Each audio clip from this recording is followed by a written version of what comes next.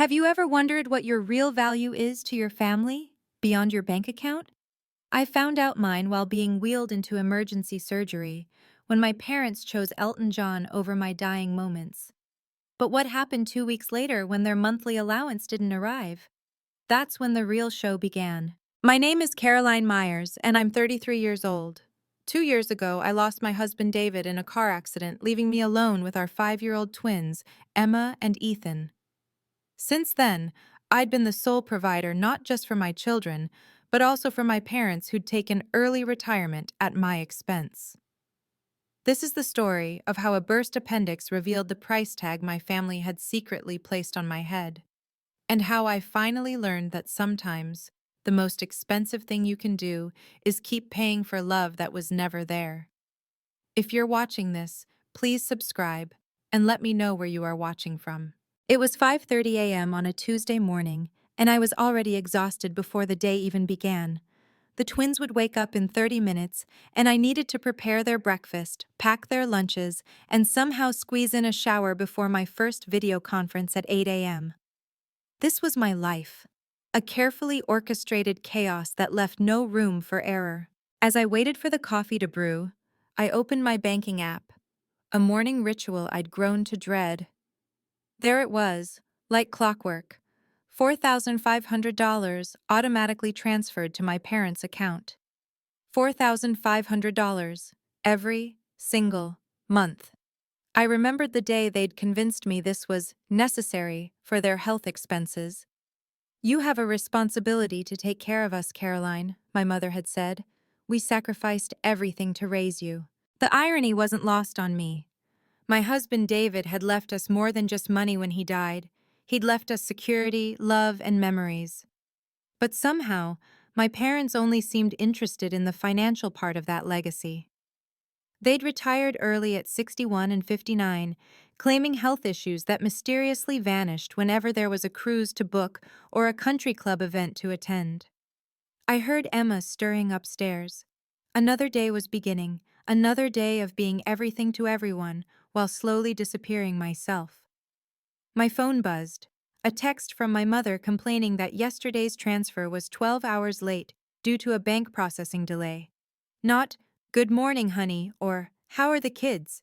Just complaints about money that I could barely afford to give. David used to say, "Your family should be your strength, not your stress." If only he could see me now, drowning in obligations to people who saw me as nothing more than a monthly direct deposit. By 7 a.m., the house was in full swing. Emma and Ethan were arguing over who got the last dinosaur-shaped pancake while I juggled my laptop, trying to finish a code review before my meeting. This was our normal, controlled chaos with a side of exhaustion. My phone rang. Of course it was my mother. "Caroline, the transfer was late yesterday," she said without preamble. "Your father had to postpone his golf lesson." "Mom, it was a bank delay, 12 hours. These things matter, Caroline. We have commitments." Commitments. Like the 3 times a week golf membership that cost more than most people's rent.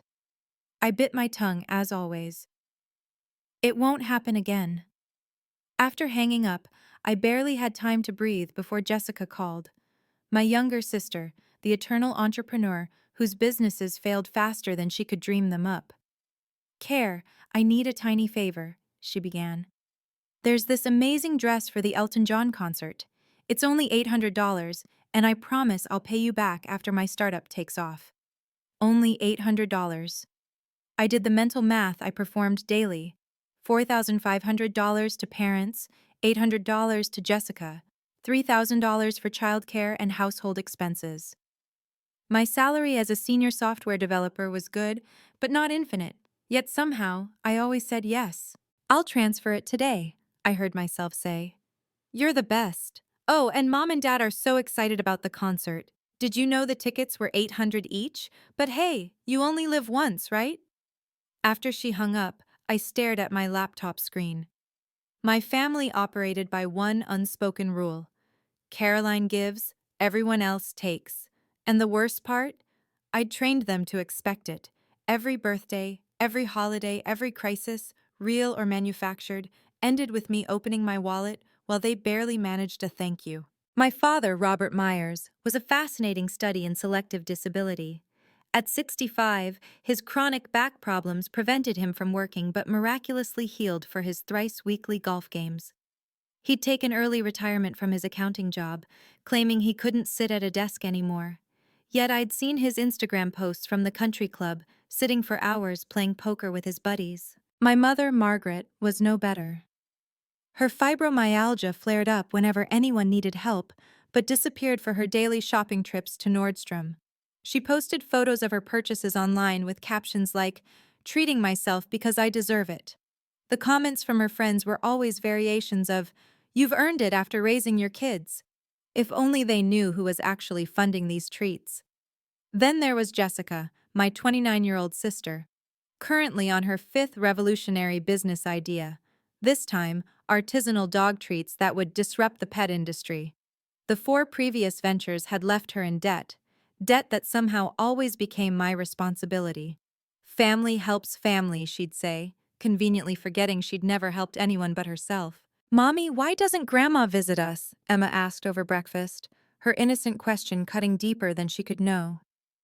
"Grandma is busy, sweetie," I replied, the lie bitter on my tongue.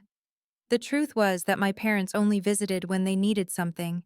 They'd seen the twins exactly 3 times this year, each visit coinciding with a financial request. Ethan looked up from his cereal. "She doesn't like us?" "Of course she loves you," I said, though I wasn't sure I believed it myself. How could they love these precious children and be so absent from their lives? My stomach cramped suddenly, a sharp pain that made me wince. I'd been having these pains for days now, dismissing them as stress, just stress, always stress. Always. That afternoon, I met with David Thompson at his law office downtown. As the executor of my husband's estate, we met quarterly to review the Children's Trust Fund. Thompson was a tall, distinguished man in his 50s who'd been David's friend before becoming his lawyer. "The Educational Trust is performing well," he said, sliding documents across his mahogany desk. "At this rate, both Emma and Ethan will have their college fully funded, plus graduate school if they choose." I nodded, grateful for David's foresight. He'd structured everything carefully, protecting our children's future. "That's wonderful news." Thompson hesitated, then pulled up something on his computer. "Caroline, I've noticed the automatic transfers from your personal account, 4,500 monthly to Robert Myers, plus irregular transfers to Jessica Myers." My cheeks burned. "They're my family." "I understand. But at this rate, you're depleting your emergency fund. David set things up to protect you and the children, not to support extended family indefinitely." "They need me," I said quietly. "Do they? Or have they simply grown accustomed to your generosity?" He leaned forward. "Your husband wanted his family protected. All of his family. That includes you, Caroline." I shifted uncomfortably. "What are you suggesting?" "Simply that you review these automatic payments. Perhaps set some boundaries. Your parents are young enough to work if their health truly improved." "Mr. Thompson, they're my parents. I can't just—" "You can't pour from an empty cup," he interrupted gently. "And forgive me for saying so, but David would be concerned about this situation."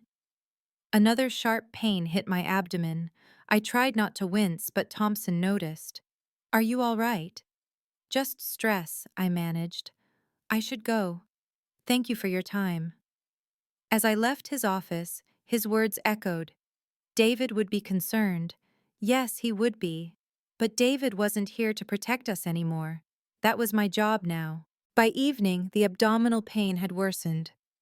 I popped 2 extra-strength Tylenol and tried to focus on making dinner, but every movement sent waves of discomfort through my body. Emma was running a slight fever, 99.5, nothing serious yet, but enough to worry me.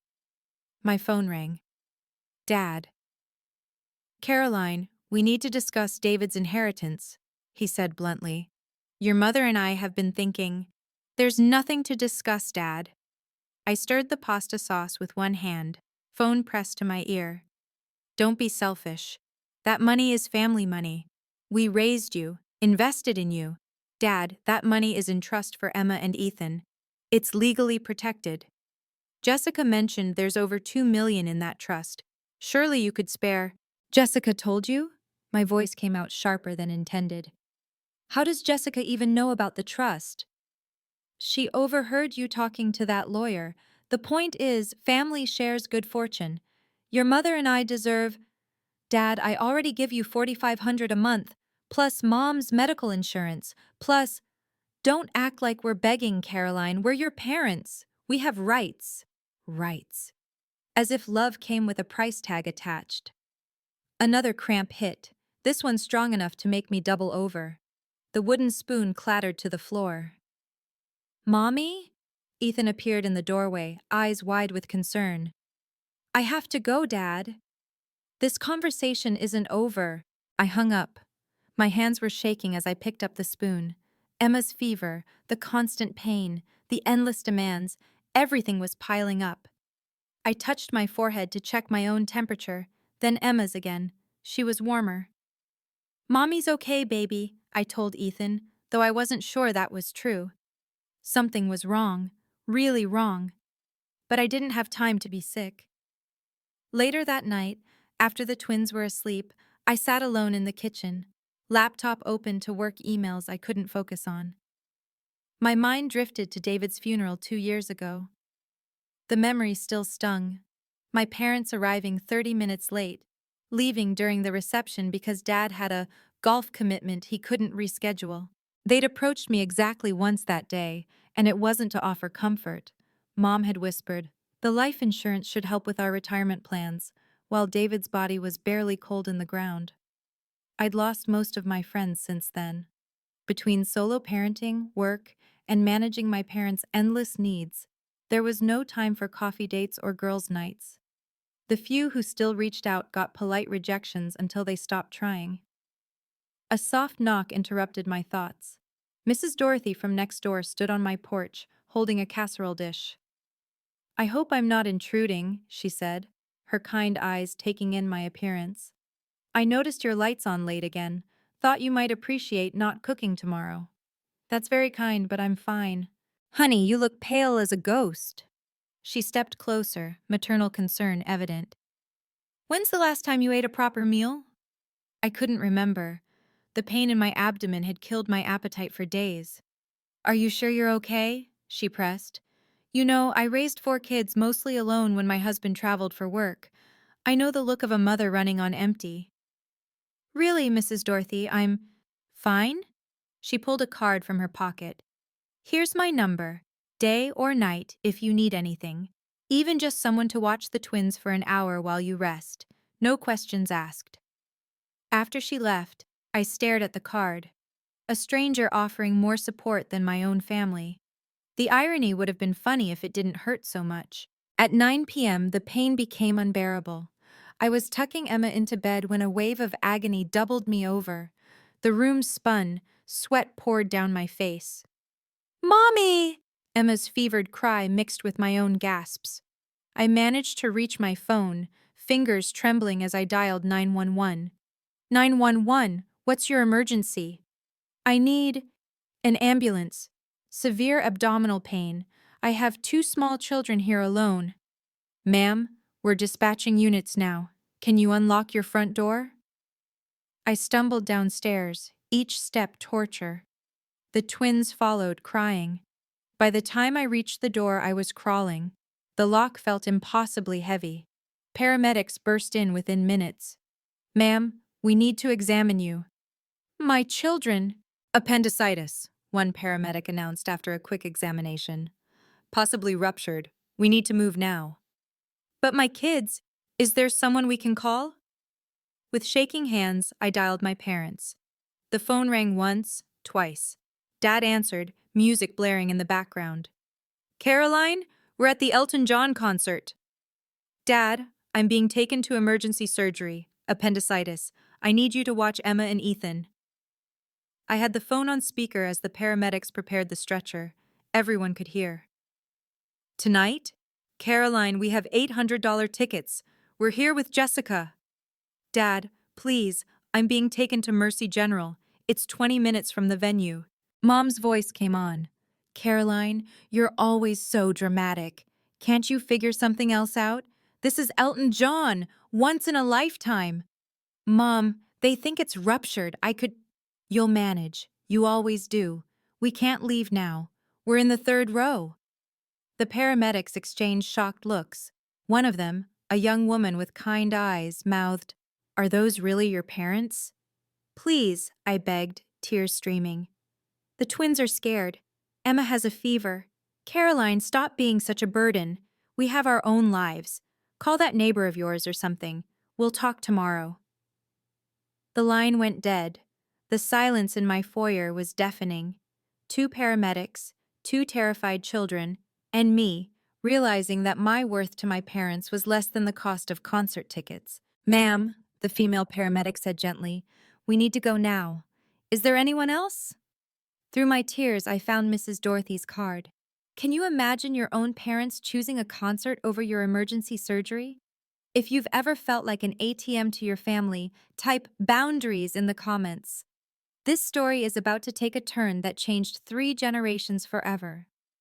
Please hit that subscribe button and notification bell, because what happens next proves that sometimes the best thing you can do for your family is to stop enabling them. The emergency room at Mercy General was packed. As they wheeled me in, I could hear every word of my next call on speaker. The nurses insisted I keep it that way while they prepped me. "Jessica, please, I'm about to go into surgery." "Care, I'm literally at the concert with Mom and Dad. Front row. Elton's about to sing Rocket Man." "Jessica, I need someone to watch the twins. Can't you call a babysitter? God, Caroline, you always pick the worst times for your emergencies." A nurse preparing my IV looked up sharply. "Is that your sister?" I nodded, tears flowing freely. "The surgery can't wait," the doctor announced, reviewing my scans. "We need to operate within the hour or risk sepsis. Jessica, please. Look, the show's starting. You'll figure it out, you always do. Gotta go." She hung up. The entire nursing station had heard. I saw them exchanging glances, disgust, pity, disbelief. "Honey?" An older nurse named Patricia whispered, "Do you have anyone else?" With trembling fingers, I Googled emergency nanny services and called Bright Futures Nanny Services. "I need someone immediately. Mercy General. Emergency surgery. 2 5-year-olds. "We'll have someone there in 30 minutes, the dispatcher assured me. Mrs. Dorothy answered on the first ring. "I'm on my way," she said before I could even explain. "The twins will be safe." As they prepared to wheel me to surgery, I heard 2 nurses whispering, "Her family refused to leave a concert? While she's having emergency surgery? What kind of parents?" Patricia squeezed my hand. "Focus on getting through this, sweetheart. Your real family, those babies and that sweet neighbor, they're who matter." But all I could think was, my parents valued Elton John at $800 more than their daughter's life. That math would haunt me forever. Within 20 minutes, my hospital room became a testament to human kindness from the most unexpected sources. Mrs. Dorothy arrived first, breathless but determined. "The twins?" I gasped through the pain. "My daughter's with them. She has 3 kids of her own, knows exactly what to do." She took my hand. "I heard what happened with your parents. The paramedics told me." Nurse Patricia stayed past her shift change. "I'm not leaving until you're in surgery," she said firmly. "No mother should face this alone." The Bright Futures nanny arrived, a grandmother named Michelle with sterling references and a warm smile. "I'll stay as long as needed. Don't you worry about the cost right now." "I can pay." "Honey, we'll figure that out later. Your babies need stability while you heal." Dr. Martinez, my surgeon, sat beside my gurney. "Caroline, we're going to take excellent care of you. Patricia will be here when you wake up." "Why?" I asked, overwhelmed. "Why are you all being so kind?" Patricia's eyes glistened. "Because that's what people do for each other. Real people, anyway." Mrs. Dorothy pulled out her phone. "I'm staying here tonight. My daughter will bring the twins to visit tomorrow when you're stable." "You don't have to." "Sweetheart, I watched you through my window these past 2 years, working yourself to the bone, no help from those parents of yours who seem to have plenty of energy for everything except their grandkids. She squeezed my shoulder. David would want someone looking out for you. As they wheeled me to surgery, I realized something profound. I'd spent years pouring everything into people who saw me as an obligation, while strangers were showing me what family really meant. Thank you, I whispered to the room full of people who owed me nothing but gave me everything. That's what real family does, Patricia said. We show up. In the pre-op room, waiting for the anesthesiologist, my mind became crystal clear despite the pain. Maybe it was the morphine, or maybe it was finally hitting rock bottom, but the math suddenly made sense. 4 years since David died. $4,500 a month. 12 months a year. My phone calculator confirmed what my heart already knew. $216,000. I'd given my parents nearly $250,000 while they called me dramatic, a burden, a nuisance. And what had I received? They'd missed Emma's kindergarten graduation for a wine tasting, forgotten Ethan's birthday because of a golf tournament, arrived late to David's funeral, and left early for a dinner reservation. The phone recording. My foggy brain suddenly remembered. My phone had been recording. I always recorded important calls since David's death, a habit his lawyer had suggested for business purposes. The entire rejection was saved. Mrs. Myers? The anesthesiologist appeared. We're ready. Wait! I grabbed Patricia's hand. If something happens, nothing will happen. But if it does, there's a recording on my phone of the call. Make sure my kids know I fought for them, that I tried. David's voice echoed in my memory from years ago. Promise me, Caroline, if anything happens to me, promise you'll protect our kids. Not just provide for them, protect them, even from family if necessary. I'd thought he meant protect them from strangers, from the world's dangers. I never imagined he meant protect them from my own parents' toxic influence. I promise, David, I whispered as the anesthesia mask covered my face. I finally understand. This ends today. The last thing I heard before darkness took me was Patricia saying, She's got more family in this room right now than she's had in years. She was right, and when I woke up, things would be different. I learned later what happened during those 3 hours I was under. My appendix had indeed ruptured, spreading infection through my abdomen. What should have been a routine 1-hour procedure stretched into a complex surgery, requiring extensive cleaning and antibiotic washing. Mrs. Dorothy texted updates to the twins every 30 minutes, her daughter helping them draw get well mommy pictures. Michelle, the emergency nanny, had already established a calm routine: bath time, story time, prayers for mommy. She later told me Ethan asked if she was their new grandma, because our real grandma doesn't come. Patricia stayed through the entire surgery, off the clock. When a coworker asked why, she simply said, Some people have nobody. She has 2 babies who need their mom to come home. The surgical team found more infection than expected. Dr. Martinez worked methodically, determined to avoid complications that could leave 2 children orphaned. A nurse mentioned later that he'd said, This woman's been through enough. We're going to do this right. At hour 2, Mrs. Dorothy called my parents' house. No answer. She tried their cells, straight to voicemail. They were probably still at the concert after party Jessica had mentioned on Instagram. When I finally woke up in recovery, groggy and disoriented, my first thought wasn't about my parents. It was about my children. The second thought was about David, and how he'd always said, When people show you who they are, believe them. Patricia was there, as promised, holding my hand. Surgery went well. You're going to be fine. My babies? Safe and sound. That Mrs. Dorothy is a saint. And Michelle, the nanny, she's Mary Poppins incarnate. My parents? Patricia's silence said everything. They never called, did they? No, honey, they didn't. And in that moment, something inside me, something that had been broken far longer than my appendix, finally began to heal.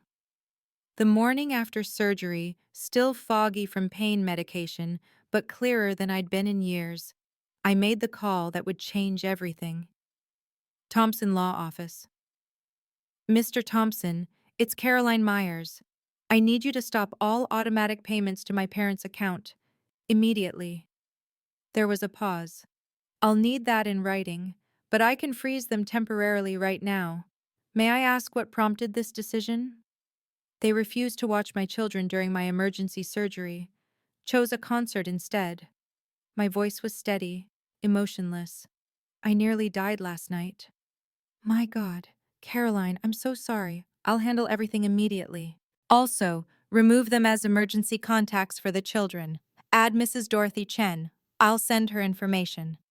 Consider it done. I've actually had the paperwork prepared for months, hoping you'd make this decision. That surprised me. You have? David asked me to watch out for this situation. He saw how they treated you. The documents can be executed immediately. And Mr. Thompson, I want to hire a permanent nanny, a good one. Take it from what was going to my parents. Michelle Brennan from Bright Futures? She called my office this morning, concerned about you. That kind of integrity is rare. Yes, full-time if she'll accept. Caroline, I'm proud of you. David would be too. After hanging up, I changed my phone settings. Parents' numbers. Blocked. Jessica's too. Then I opened my banking app and watched as $4,500 returned to my account. It was just money, but it represented so much more. My children's security, my self-respect, my freedom. Patricia walked in with a tray. You look different. I feel different. Good different. Free different. She smiled. About time. Your real family's been waiting. Mrs. Dorothy's in the lobby with two very eager children and a mountain of drawings. Send them in, please. 3 days passed in the hospital. Not a single call from my parents or Jessica. But my room told a different story. Emma and Ethan's drawings covered every wall, stick figures of our family, notably missing certain grandparents. Mrs. Dorothy brought homemade soup daily, staying to chat about everything except the obvious abandonment. Michelle had seamlessly integrated into our routine, sending me videos of the twins doing homework, eating vegetables without complaint, laughing. On day 2, I'd checked Jessica's Instagram. There she was at the concert after-party, champagne glass raised. Caption: Best night ever with the fam. Elton John. Family first. Blessed. Family first. The irony burned. One commenter had written, Where's Caroline? Jessica's response, Probably working as usual. Someone has to be the responsible one. Mrs. Dorothy saw me reading it. You know what's interesting, she said, arranging fresh flowers. In my 70 years, I've learned that people who post about family first are usually the ones who put family last. They haven't even asked if I'm alive. Honey, they know you're alive. Your bank stopped their payments. That's all they care about. She was right. The notification came that afternoon, a text from my father. There's an issue with the bank transfer. Fix it immediately. Not, how are you? Not, is everything okay? Just demands. Michelle entered with the twins for their evening visit. Mommy, Grandma Dorothy taught us to make cookies, Emma announced. Grandma Dorothy. My heart squeezed. This stranger had become more of a grandmother in 3 days than my mother had been in 5 years. Michelle's teaching us piano, Ethan added. She says we have natural talent. These strangers were raising my children while my blood family posted party photos. The universe was teaching me something about the difference between relatives and family. Coming home felt different. The house was the same, but I wasn't. Michelle had agreed to stay on full-time, and her presence transformed our chaotic mornings into smooth routines. The twins adored her. Mrs. Myers, she said that first morning home, I've set up a schedule that allows you proper recovery time, no arguments.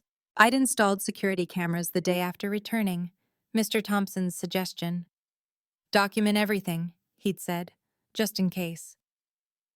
My banking app became a source of joy rather than dread. That $4,500 monthly was already accumulating. In just 2 weeks, I'd saved enough for Emma's specialized reading program that I'd been putting off. The house felt lighter somehow. No more dreading the phone. No more anxiety about surprise financial demands. No more guilt-driven transfers to Jessica's failed businesses. "Mommy seems happier," I overheard Emma tell Michelle. "That's because Mommy's taking care of herself now," Michelle replied. "Sometimes adults need to learn that too." On day 10, my mother finally called. I watched it ring, her contact photo, from a Christmas where she'd stayed exactly 45 minutes, flashing on screen. Voicemail. "Caroline, there's something wrong with the bank. Your father's golf membership was declined. This is unacceptable. Fix it immediately." Then Dad. "Caroline, stop this childish tantrum. The bank says you canceled the transfers. We have bills." Then Jessica. "What the hell, Caroline? Mom and Dad are freaking out. They might lose the house. How can you be so selfish?" Selfish. The woman who'd funded their entire lifestyle for 4 years was selfish for choosing her children's future over their comfort. Mrs. Dorothy, who'd taken to having coffee with me each morning, listened to the messages with me. "You know what's coming next, don't you?" she asked. "They'll show up. Are you ready?" I looked at my children playing peacefully with Michelle, at my healing incision, at my bank balance. I'm ready. Day 10 brought a cascade of increasingly frantic messages. I listened to them all, saving each one. Mom, 8 a.m. "Caroline, this isn't funny. The mortgage is due." Dad, 10 a.m. "I don't know what game you're playing, but you need to fix this. Today." Jessica, noon. "Caroline, they're going to lose everything. How can you do this to your own parents?" Mom, 2 p.m. "We had to cancel our cruise. Are you happy now?" Dad, 4 p.m. "This is financial elder abuse. We'll sue you." Jessica, 6 p.m. "At least tell us you're okay. Wait, are you okay? Did something happen?" That last message almost made me laugh. 10 days after emergency surgery, and Jessica just thought to ask if I was all right. But only after the money stopped. Mr. Thompson called that evening. "Your parents contacted my office. They're demanding to know about David's estate." "What did you tell them?" "That I don't discuss my clients' affairs with third parties. They weren't happy." They never are. Caroline, they mentioned legal action. Empty threats, but you should know they're escalating. Let them. That night, I reread David's last letter to me, written when he updated his will. "My darling Caroline, if you're reading this, I'm gone.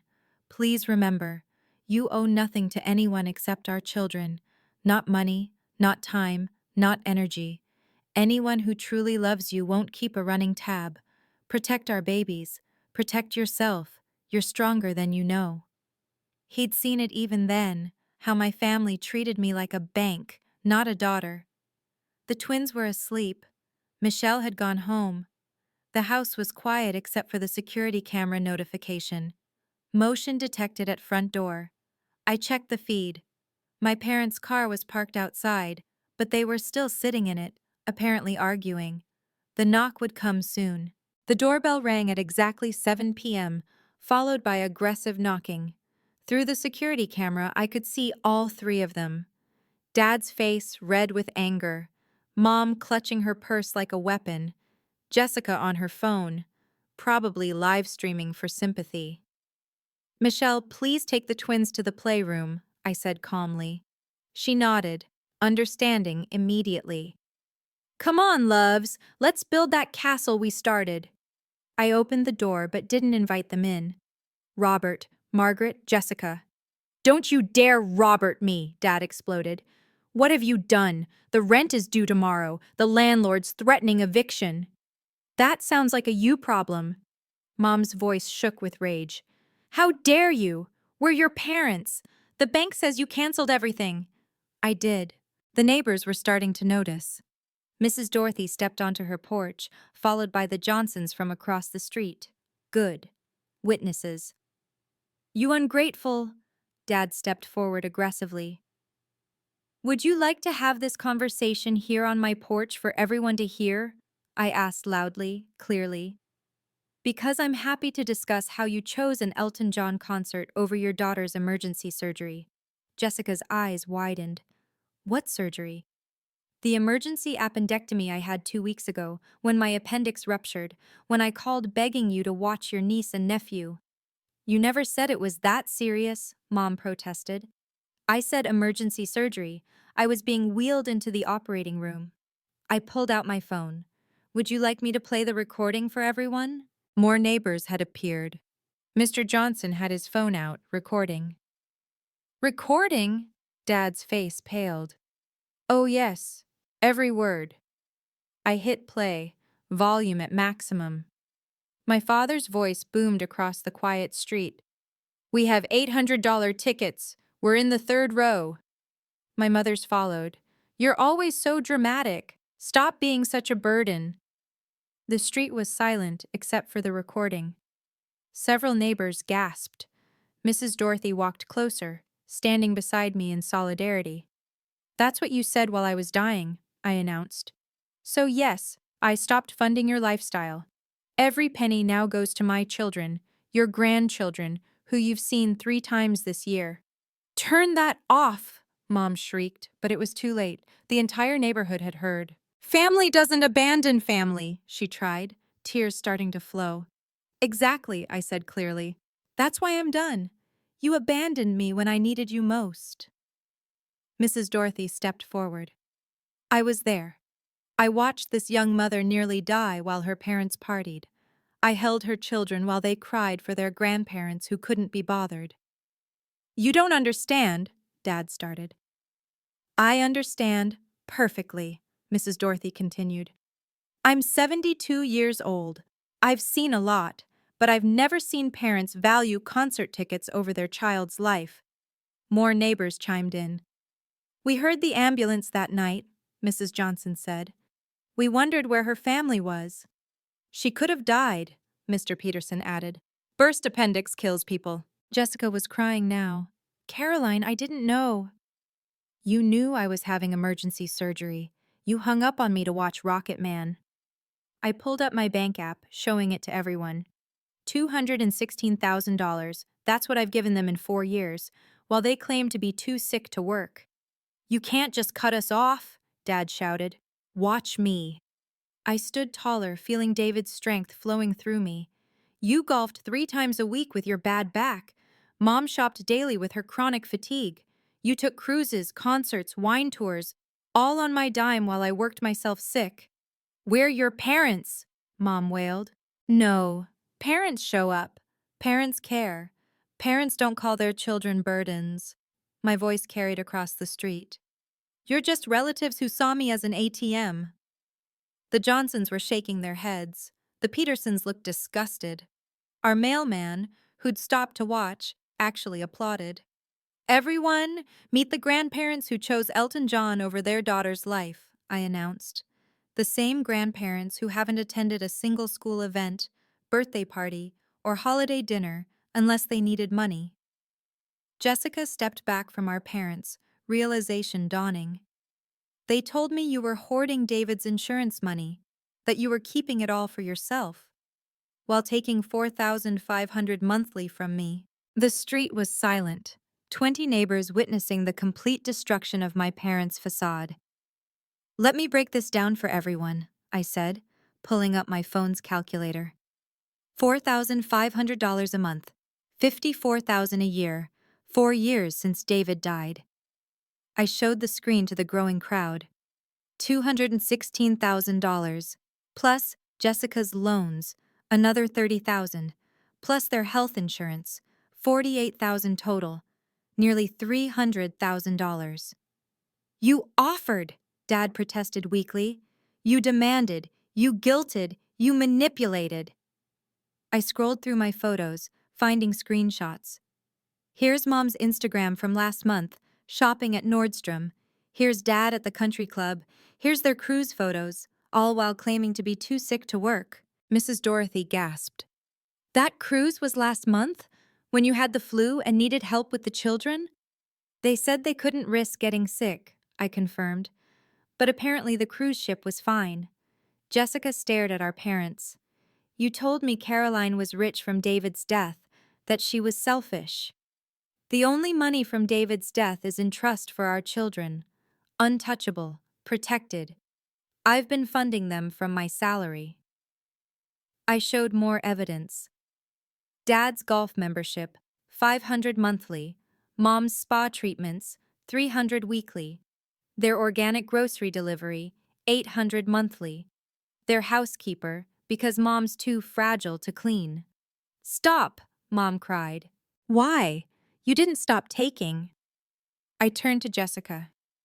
Did you know they've been getting more per month than most people's salaries, while claiming poverty to relatives? Jessica shook her head, looking sick. They said you abandoned them, that you were punishing them for some imaginary slight. The imaginary slight was choosing a concert over my life. I played another recording, Mom's voicemail from 3 days ago, complaining about the canceled cruise, never once asking if I was okay. My children's college fund has suffered, their activities limited, their future compromised, all so you could live like royalty while playing the victim. The crowd murmured. Someone said, shameful. Another, those poor children. Dad's face was purple. We'll sue. That's when Mr. Thompson stepped out of his car. Sue for what exactly? Thompson asked, briefcase in hand. There's no legal obligation for adult children to support able-bodied parents in this state. Who the hell are you? Dad demanded. David Thompson, Mrs. Meyer's attorney. I'm here because she anticipated this confrontation. He pulled out documents. Mr. Myers, age 65, perfect health per your golf club physical. Mrs. Myers, 63, no documented disabilities despite claims. Both capable of employment. This is elder abuse, Mom shrieked. No, this is consequences. Thompson turned to the crowd. Financial elder abuse requires the elder to be vulnerable. These two have been capable of working, but chose to exploit their daughter instead. I stepped forward. You want to know the truth?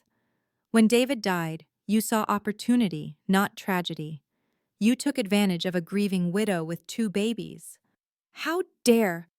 I'm offering you exactly what you offered me during my emergency. Nothing.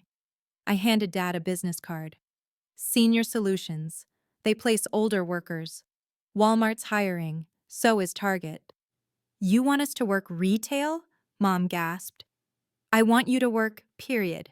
Like every other adult who isn't independently wealthy. After everything we've done for you? You mean giving birth to me? That was your choice. I didn't ask to be born. I don't owe you a luxury retirement for that. Jessica stepped toward me. Caroline, I'm so sorry. I didn't know. They lied to me too. I know. I faced my parents one last time. You have 2 choices. Get jobs and learn to support yourselves, or don't. Either way, the Bank of Caroline is permanently closed. You'll regret this, Dad shouted. The only thing I regret is not doing it sooner. I turned to go inside, then stopped. Oh, and that trust fund you keep asking about? It's ironclad. You'll never touch a penny meant for my children. I walked inside and closed the door. Through the window, I watched my parents stand there, shocked, as the neighbors dispersed, whispering among themselves. The king and queen had been dethroned. If you've ever had to choose between enabling toxic family or protecting your children's future, you know this moment. The guilt, the freedom, the fear. It's all real.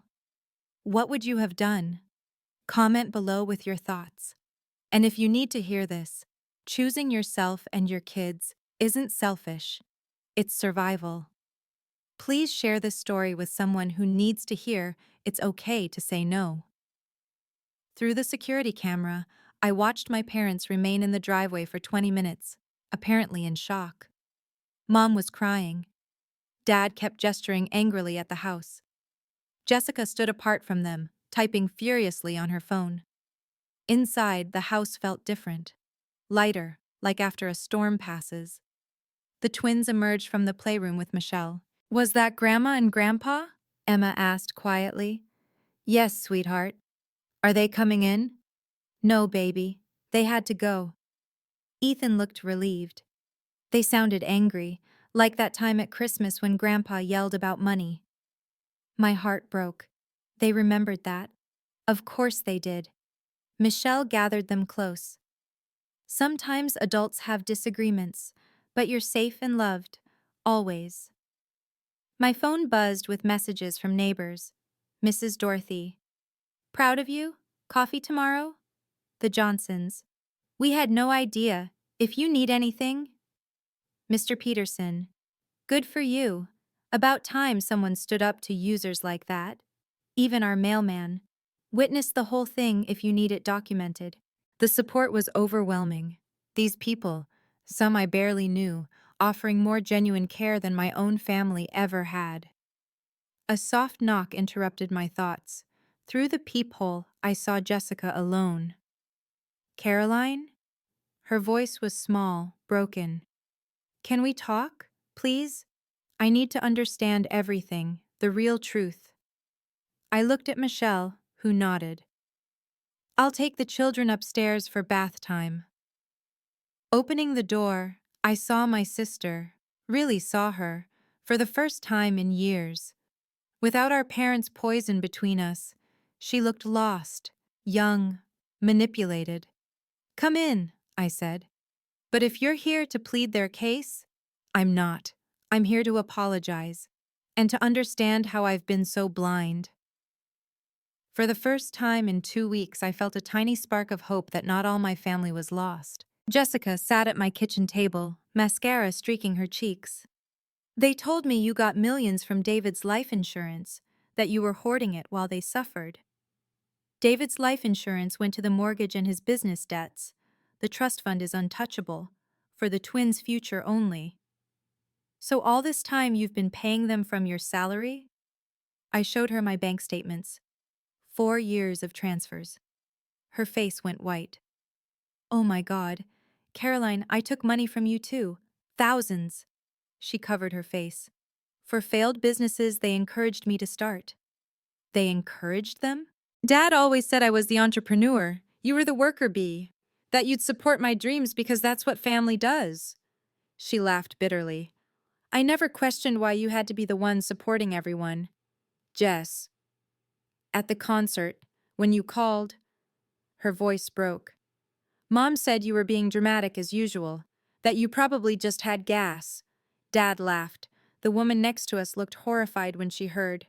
"You didn't know it was serious?" "I knew it was surgery, I believed them when they said you exaggerated everything. God, Caroline, you could have died." "I almost did. The infection had spread." She sobbed harder. "And I chose Elton fucking John. What kind of sister does that?" "A manipulated one." "Don't make excuses for me. I'm 29, not 9. She pulled out her phone. "I'm blocking them. Today. And I'm getting a real job.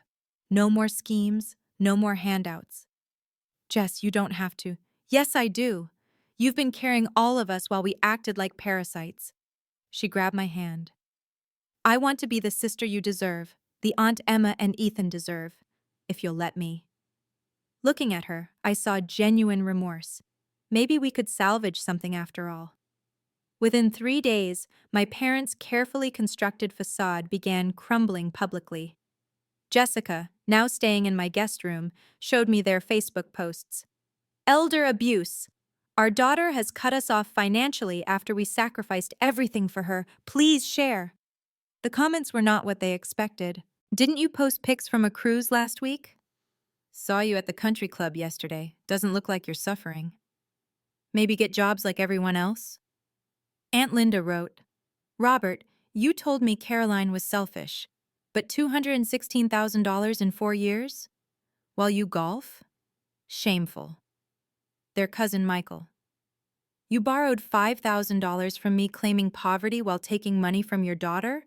I want it back. Now." Day 5 brought an eviction notice. Jessica intercepted Mom's frantic voicemail. The landlord won't accept promises anymore. We need first, last, and security for anywhere else. That's $7,500. This is an emergency. An actual emergency, I told Jessica. Unlike mine, apparently. Dad tried calling my work. My boss shut him down. Sir, Caroline nearly died. If you're not calling to apologize, don't call at all. They showed up at the bank demanding to speak to the manager about the mistake in their transfers. The manager, who'd heard about the situation, told them, "Your daughter is under no obligation to support you. Perhaps consider employment?" Mom posted a photo of herself crying, "Abandoned by our own flesh and blood." Someone commented, "Ma'am, there's a help wanted sign in your photo, right behind you." By day 7, they'd called every relative, spinning tales of cruelty. Each one called me for the truth. Each one got it, along with recordings. Uncle Pete summed it up best. "So they chose a concert over your surgery, then want sympathy? Hell no." The family verdict was unanimous. They'd made their bed. Week 3 brought harsh reality crashing down on my parents. Jessica monitored their social media, reporting back with a mix of horror and vindication. Dad applied at 3 golf courses for management positions. They all rejected him. Why? His attitude. One manager called me. We went to school together, said Dad demanded a salary higher than theirs and refused to work weekends because that's golf time. Mom's attempts at employment were equally disastrous. She lasted exactly 4 hours at Macy's before quitting, claiming the standing was torture on her fibromyalgia. The fibromyalgia that disappeared for 8-hour shopping sprees, I noted. Their eviction was finalized. Jessica showed me photos from Mom's Facebook, cardboard boxes, furniture on the lawn, Dad arguing with movers. "They're moving to a studio apartment in Riverside," Jessica said. 600 square feet, 1 bedroom. From a 2,500 square foot house to 600 square feet. The same square footage as my first apartment after college, when they'd called me pathetic for living so small. Mom tried selling her designer goods online. Authentic Louis Vuitton, Chanel, Hermes, price to move. Comments poured in. Maybe you shouldn't have bought those with your daughter's money. Dad's golf membership was revoked for non-payment. The country club posted his photo at the entrance, "No longer a member, do not admit." He tried to sneak in anyway, Jessica reported. Security escorted him out. Someone filmed it.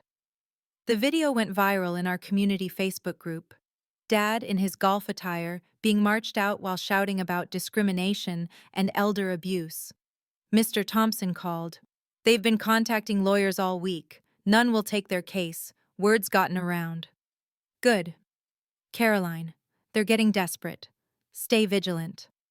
He was right. Desperate people do desperate things. But I was done being their safety net. Jessica's transformation was remarkable. Within a week, she'd landed a marketing coordinator position at a tech startup. A real job with benefits and steady income. "They called me," she told me over coffee. "Mom, begging. Said I was their last hope." "What did you say?" "That I was following Caroline's example. That the bank of Jessica never existed anyway, since I was always broke from their schemes." She showed me her phone. 23 missed calls from Mom, 18 from Dad. "I'm recording everything like you did," she said. "Listen to this." Mom's voice, shrill and desperate. "Jessica, you ungrateful brat! We made you who you are. You owe us." Dad's follow-up. "Your sister has poisoned you against us. We're your parents. This is illegal." "They actually think it's illegal to not give them money," Jessica laughed bitterly. "How did we grow up thinking this was normal?" "Because they programmed us from birth. You were the dreamer who'd be supported. I was the worker who'd do the supporting. Well, they did nothing but take." She pulled out an envelope. "Here, it's not much, but it's a start. $500, the first payment on what she owed me." "Jess, you don't—" "I do, and I will.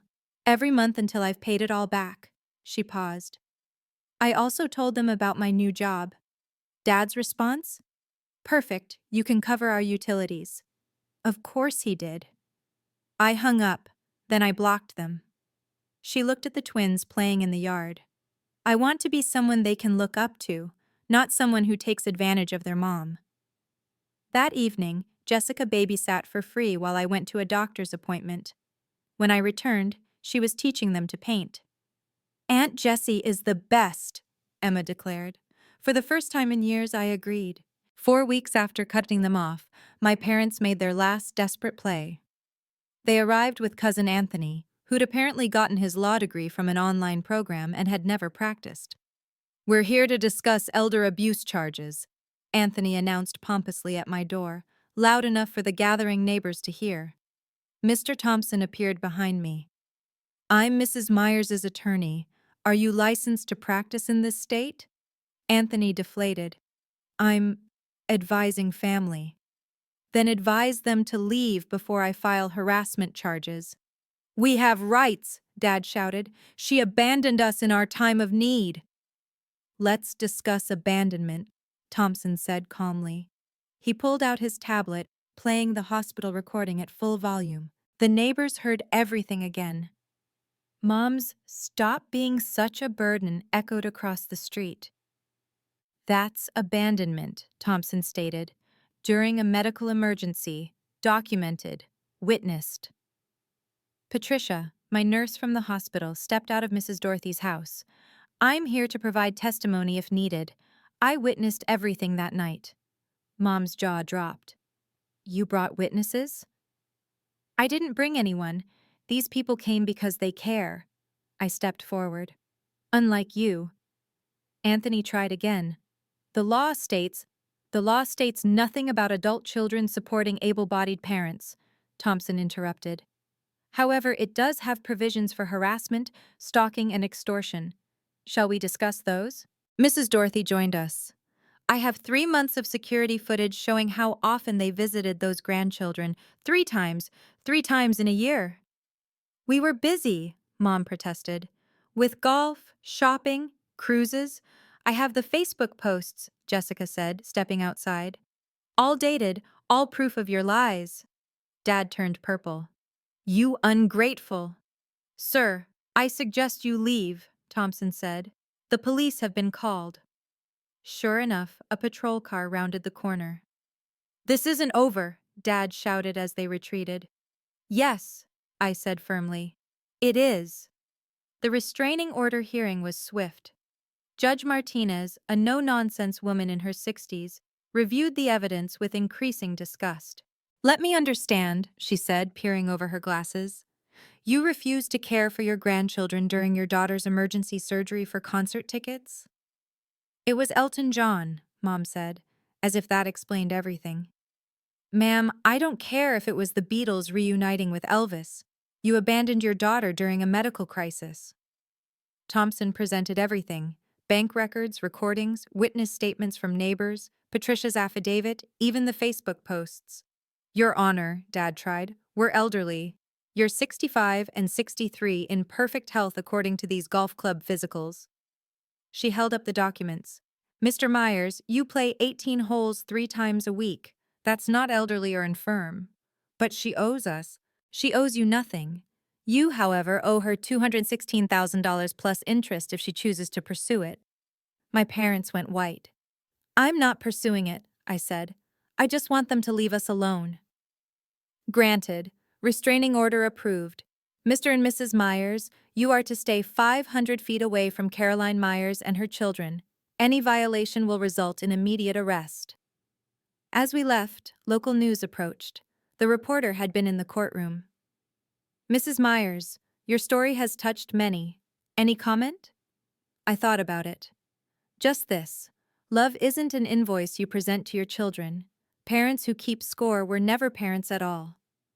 The segment aired that night. My phone exploded with messages from adult children nationwide sharing similar stories. Jessica showed me Mom's final Facebook post before deactivating.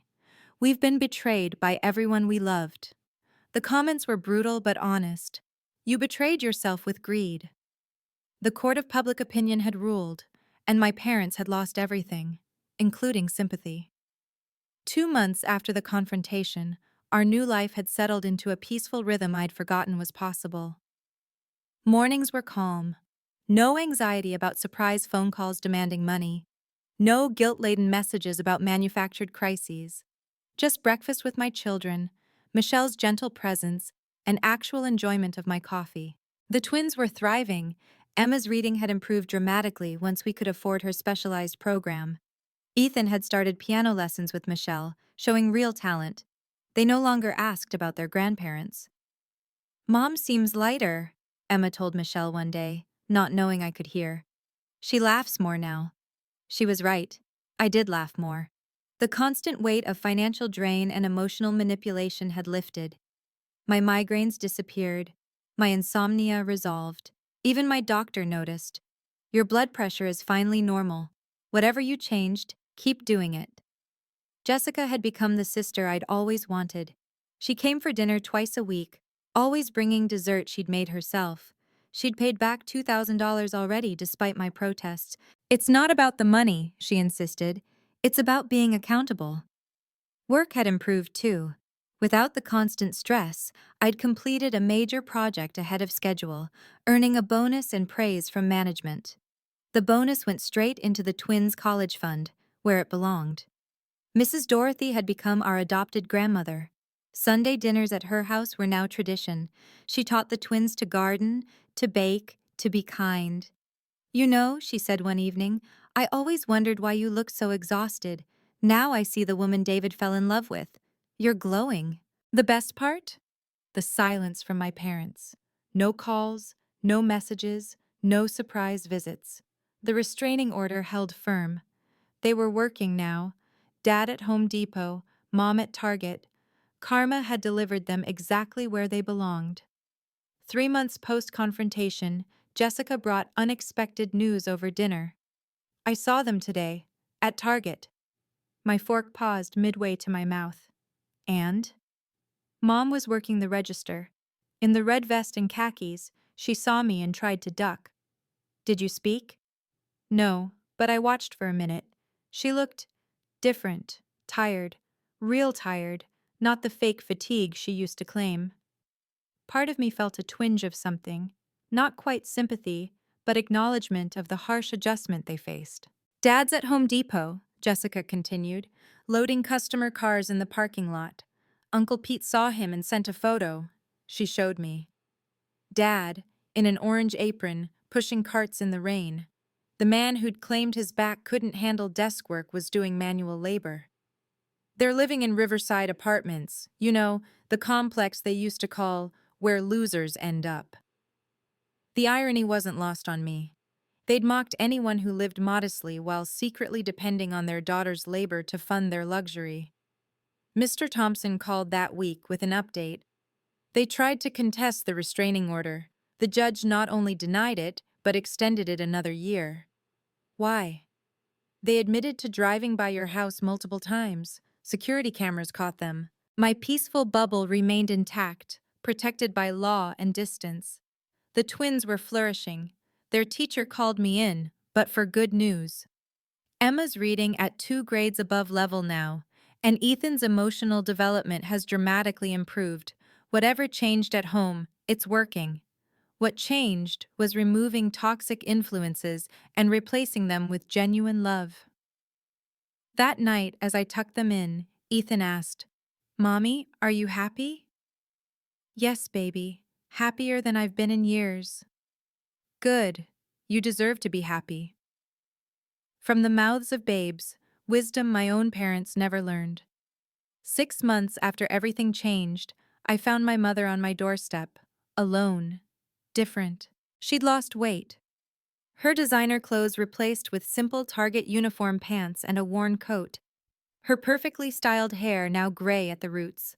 She looked every one of her 63 years, maybe more. "I'm not here for money," she said quickly, hands raised. "I know the restraining order. I'll leave if you call the police. I just needed to say something." I stayed behind the storm door, finger poised over my phone. "You have 2 minutes. I chose a concert over my daughter's life." Her voice broke. "I hear those words every night when I can't sleep, which is every night." I said nothing. "Your father doesn't know I'm here. We barely speak now, just exist in that tiny apartment blaming each other. She pulled out an envelope. This isn't for you. It's for the twins. A letter. For when they're older. Explaining that their grandmother was a fool who learned too late what mattered. Why? Because I stand at that register for 8 hours, watching real families, parents who sacrifice for their children, not the other way around. And I realize we had it backwards. Tears streamed down her face. You were never a burden, Caroline. We were. We were the burden you carried until you couldn't anymore. She set the letter on the porch. I work every day now, real work, hard work, the kind you did while we played. I understand now what we took from you. Not just money, your peace, your health, nearly your life. Is that all? Yes. Except, I'm sorry. Not sorry you cut us off. Sorry we made it necessary. She turned to leave, then stopped. You're a wonderful mother. David would be proud. She walked away, shoulders bent, to a beaten Honda Civic. Not asking for forgiveness, not demanding anything, just acknowledging truth. I brought the letter inside, staring at it for an hour before opening it. Jessica sat beside me as I read. Dear Emma and Ethan, you don't know me and that's my fault. I'm your grandmother who chose all the wrong things. By the time you read this, your mother will have told you the truth, as she should. I failed her. I failed you. I took and took until she had nothing left to give, then blamed her for running dry. I called her a burden while she carried everyone on her back. Your mother was dying, and I chose entertainment. There's no excuse that makes that acceptable. I see that now, standing on my feet 8 hours a day, earning in a month what she gave us in a week. Your grandfather and I convinced ourselves we deserved luxury because we raised her. But parents don't keep scorecards. Love isn't a debt to be collected. We turned our daughter into our personal bank and lost our family because of greed. I work at Target now. Sometimes I see grandparents shopping with grandchildren, and I understand what we threw away. Not money, moments. Not comfort, connection. Not concert tickets. Caroline. Your mother is the strongest woman I know. She protected you from us, and she was right to do so. We would have poisoned you with our entitlement like we tried to poison her. If you're reading this, you're old enough to understand. Sometimes apologizing isn't enough. Sometimes the damage is too great. Sometimes the best thing toxic people can do is stay away. Love your mother. She sacrificed everything for you, while we sacrificed her for everything. I'm sorry for the grandmother I should have been, and wasn't. Margaret Myers. Jessica wiped her eyes. Wow. Yeah. What will you do with it? Save it. Maybe someday they'll need to read it. Maybe not, but at least she finally understood. A week later, I made a decision that surprised everyone, including myself. I called Mr. Thompson. I want to modify the restraining order, supervised visits, once a month, public place only. Caroline, are you sure? They're working now. Mom's apology seemed genuine. I'm not ready to forgive, but maybe there's room for something limited. I'll draw up the terms. The conditions were strict. 1 2-hour visit monthly at Chuck E. Cheese. Public venue with cameras. Jessica must be present. No financial discussions ever. Any violation meant permanent no contact. Both parents must maintain employment. Mandatory therapy. Receipts required. They agreed to everything immediately. The first visit was awkward. Dad had aged 5 years in 6 months. His hands, soft from decades of leisure, now bore calluses. Mom moved stiffly from retail shifts. Hello, Emma. Ethan, Dad said formally. The twins looked to me. I nodded. You can say hi. Hi, they chorused, then immediately turned to Jessica. Aunt Jessie, can we play games? My parents watched their grandchildren prefer their aunt, the consequences of absence visible. They don't know us, Mom said quietly. No, they don't. We sat at separate tables. My parents watched the twins play, not attempting to force interaction. Good. They were learning boundaries. After an hour, Emma approached them. Do you want to see my drawing? Mom's eyes filled. We'd love to. It was a family picture. Me, the twins, Jessica, Michelle, Mrs. Dorothy. My parents weren't in it. It's beautiful, Dad managed. Thanks. Emma skipped back to the games. As we left, Mom said, Thank you. We know we don't deserve this. No, you don't. But maybe the twins deserve to know you exist, even if limited. We understand. They did. Finally, they did. 1 year after that horrible night, I stood in my kitchen preparing dinner. Calm, content, whole.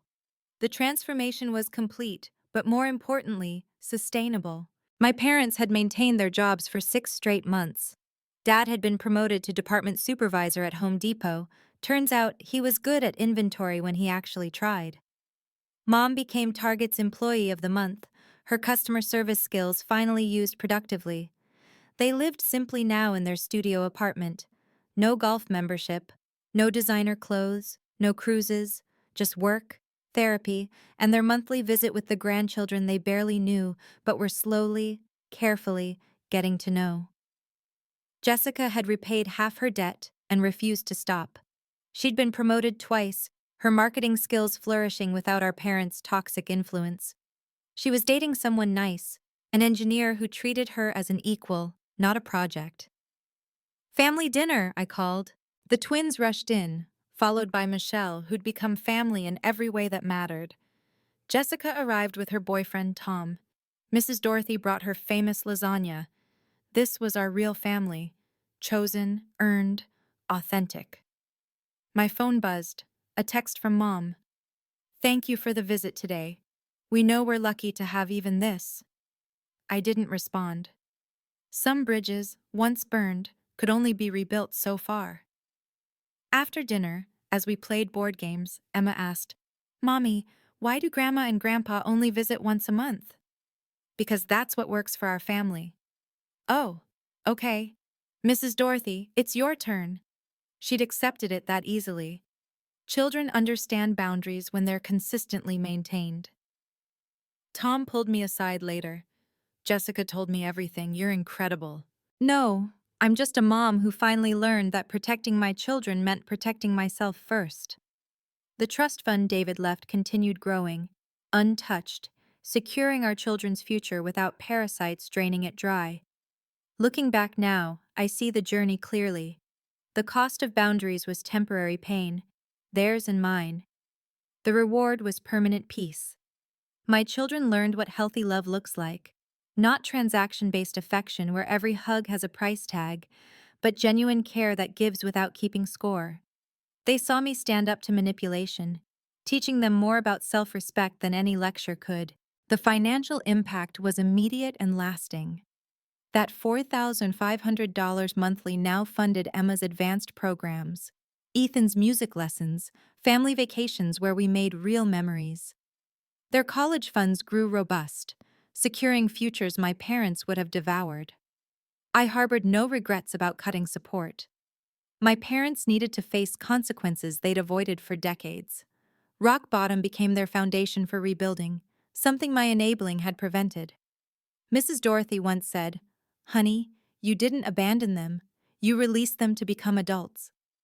She was right. At 65 and 63, my parents finally grew up.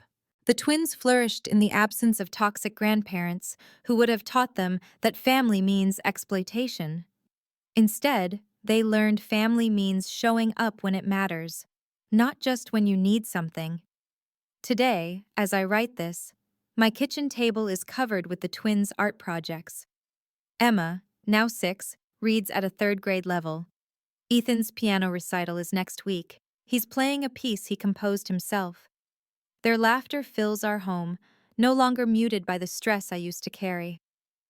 My parents called this morning, brief, respectful, accepting their limited role. Happy Mother's Day, Caroline. Thank you for being the mother we never were. I thanked them and hung up. Some relationships can't be fully repaired, only managed. Jessica just texted, she got engaged. Tom proposed at the spot where David proposed to me, honoring our past while building their future.